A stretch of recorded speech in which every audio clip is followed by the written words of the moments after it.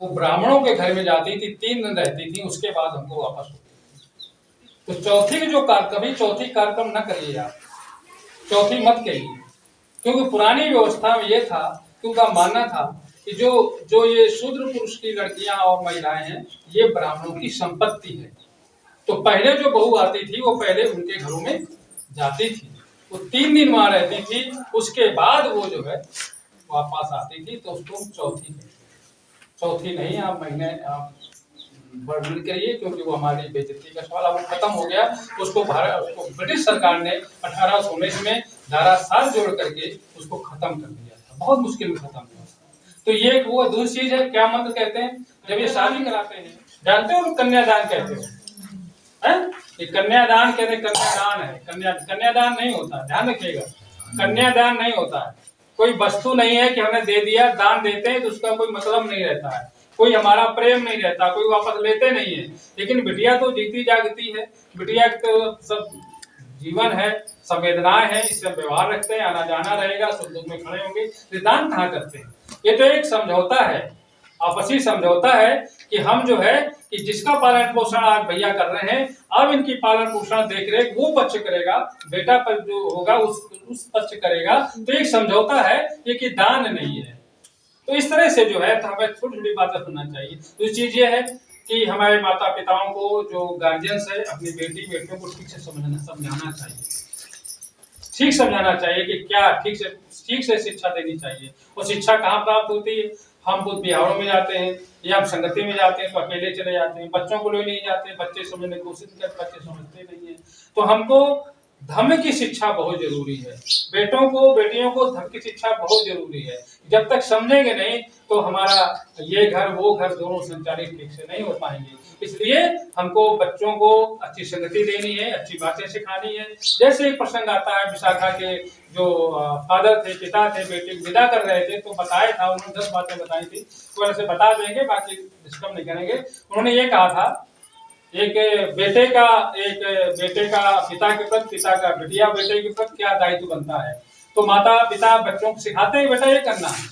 तो ये सिखाया था कि बेटी घर में जा रही हो, वहां पर बाहर की आग अंदर नहीं लाना, अंदर की आग बाहर नहीं ले जाना, देते हुए को देना, न देते हुए को न देना, कभी कभी न देते हुए को भी देना, सुख से रहना, सुख से खाना, सुख से सोना, अपने जो घर के काम है वो ठीक से करना, घर की अग्नि है, उसकी अग्नि का मतलब जो आपके बड़े बुजुर्ग हैं, जो पूजनी है, बंदनी है, उनको भी ध्यान रखना, और जो घर के कुल देवता उनका भी ध्यान रखना। तो 2 बातें के बारे में अक्सर बात करता हूं कि वो घर की आग बाहर नहीं जाना और बाहर की आग घर नहीं आना।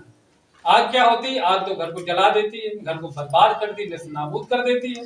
मतलब क्या है कि जो घर की बहुत गोपनीय बातें होती हैं, घर की बहुत जो है गुप्त बातें होती हैं, घर के माता पिता सास ससुर बात करते हैं तो वो बातें क्या हम बाहर पड़ोस में बता देते हैं जाकर के, तो वो उसका फायदा उठाते हैं और समय पे हमारे पर नुकसान करते हैं। तो घर की जो गोपनीय बातें हैं उनको बाहर नहीं बताना है, बाहर बताओगे तो उसका गलत फायदा उठाएंगे और हमारे घर को बर्बाद करेंगे। और बाहर की बातें हमारे अंदर नहीं आनी चाहिए, बाहर की तमाम बुराइयां, बाहर की आपके सास ससुर की बुराई करेंगे, तमाम बुराई करेंगे, उनको भी हमको अंदर नहीं लाना है। तो 2 बातों पर विशेष ध्यान रखेंगे, बाकी तो कोई बात नहीं है कि घर की आग बाहर नहीं, बाहर की आग अंदर नहीं, जिससे आपका मंगल और कल्याण हो। तो ये बातें इस तरह से शीलवान बनिए, धर्मवान बनिए।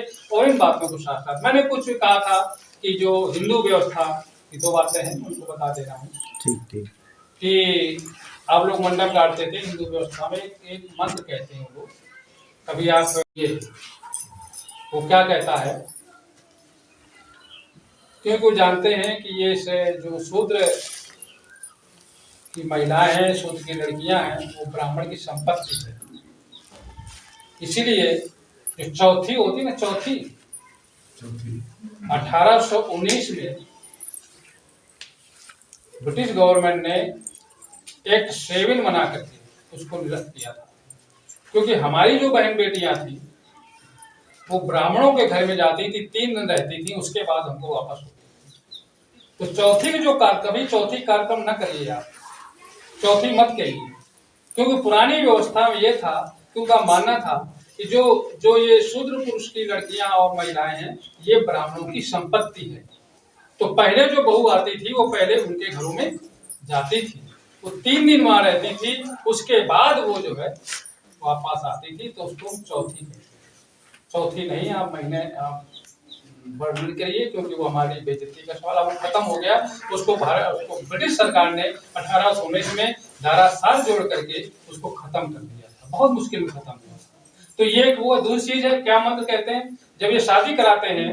तो कहते हैं ओम गणपति गणपतवा गुंगवा बहे, पड़तवा गुंगवा बहे, वर कन्याम गुंगवा गहे, धारो मम जान।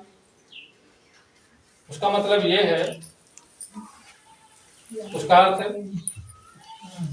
कि ये जो लड़के के माता पिता हैं गूंगे और बहरे हैं, जो बाराती आए हैं वो भी गूंगे और बहरे, लड़की लड़का दोनों गूंगे और बहरे। इसलिए इस लड़की को मुझे समर्पित करो। कन्याम मम समर्पयान, क्योंकि मैं गर्भ धारण कराने में सक्षम हूं, मैं इसको गर्भ धारण करा के आपको वापस कर दूंगा। और बाद में कहता है स्वाहा। जानते नहीं लोग क्या ब्राह्मण मंत्र कह रहा है, और उस मंत्र का वो कर जाता है, लेकिन कोई इतना उल्लास होता है, इतना होता है, कुछ समझते नहीं क्या कहते हैं। कई बार हमने सुना, क्योंकि वो समझाने की कोशिश भी नहीं करता ना, कोई सुनता नहीं। आप कभी यदि मौका मिले, कभी मौका मिले, शांति से बैठ जाइए, तिलक हो रहा हो या शादी हो रही हो, ब्राह्मण बैठा हो, तो इस मंत्र को सुनिए। ओम गणपति गणपतवा गुंगवा बहे, पड़पतवा गुंगवा बहे, वर कन्याम गुंगवा बहे, मम समर्पयाम धारितुम सक्षम माम सम। इस तरह से वो कितना खराब मंत्र कहता है, लेकिन लोग सुनते हैं और स्वाहा, हाँ समझ लिया।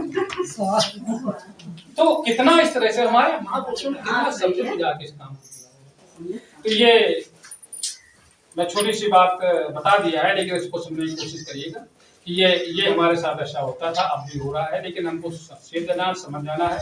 ये हमको चैतन्य करते हैं, हमको बताते हैं, जगाते हैं, और इसीलिए बाबा साहब अम्बेडकर ने कहा शीलवान बनिए। तो शीलवान की प्रक्रिया में ये आज बेटे के लिए आप सब लोग मंगल कामनाएं करिए, ये जो धर्म ध्वज इनके जीवन में और बरकरार रहे और ऊंचा उठा रहे। जितना ही हमारे जीवन में शीलवान हम बनेंगे, हर एक के जीवन में, ये नहीं कि कोई इस समाज को, हर एक को जरूरत है, चाहे वो ब्राह्मण हो, क्षत्रिय हो, वैश्य हो, जैन हो, बौद्ध हो, ईसाई हो, हर एक को धर्म की जरूरत है। बगैर धर्म के चल ही नहीं सकता, ये धर्म हमको जरूरत है।